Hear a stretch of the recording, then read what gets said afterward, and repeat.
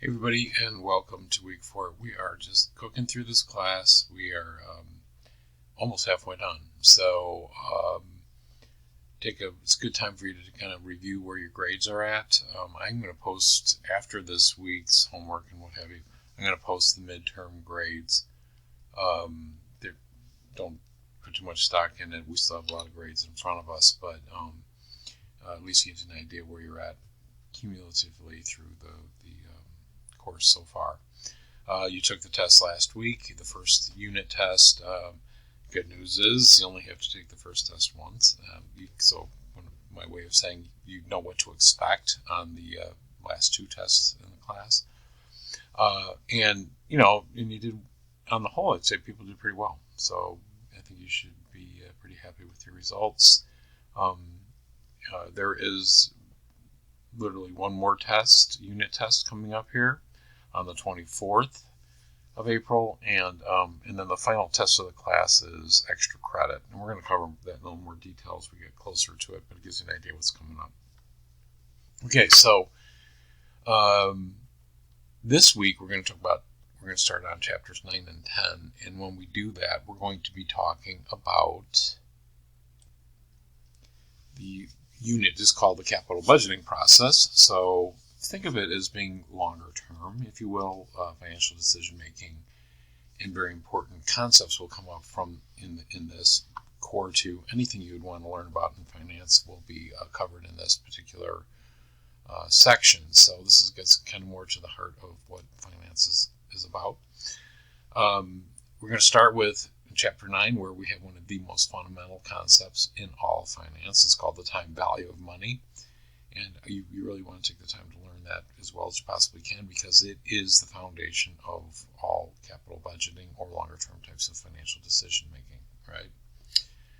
And we'll also talk about Chapter 10. So let's look at each one individually. In Chapter 9, you're going to learn about the time value of money and how a dollar received today is worth more than a dollar received in the future. And it'll explain exactly how that goes.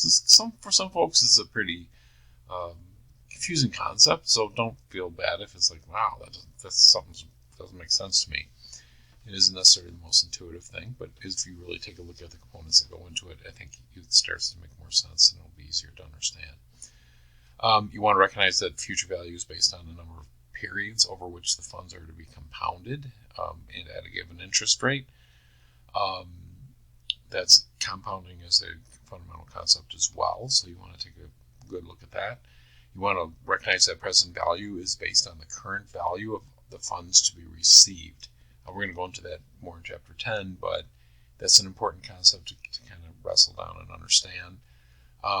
We're going to calculate the yield on investment, which is the rate of return, the amount due on an annuity, and the payments required, just because they're good examples of how these concepts come together.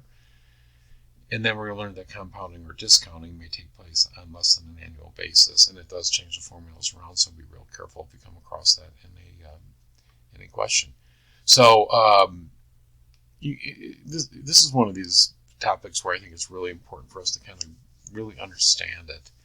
And the younger you are in your professional career, the better off, the more important it is for you to understand, is that the money that you invest today is going to be worth a whole lot of money in the future. So look at it just that way, and it's something that's just kind of eye-opening and helps you understand exactly how you invest and build your wealth up. Okay, so that's Chapter 9. Let's look at Chapter 10. In Chapter 10, we're going, just take a second, I'll find the right spot here. I don't want to go too far. Here we go. In Chapter 10, we're going to talk about valuation rates of return, and these are both very important financial concepts as well. So I want you to walk away knowing that valuation of a financial asset is based on the present value of its future cash flows. This type of analysis is done regularly in organizations.